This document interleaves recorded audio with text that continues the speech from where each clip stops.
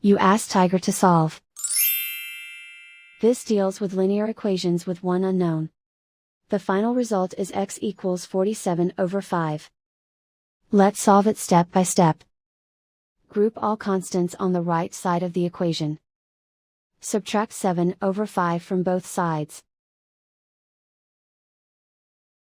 Group like terms. Combine the fractions. Combine the numerators.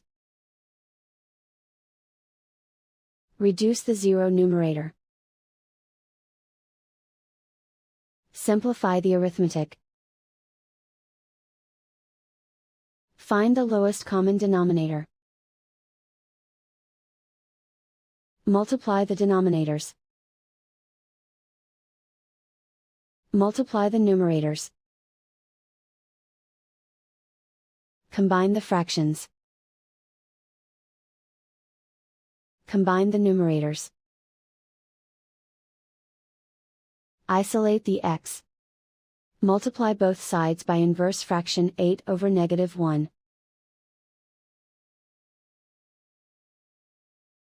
Group like terms. Multiply the coefficients. Simplify the arithmetic.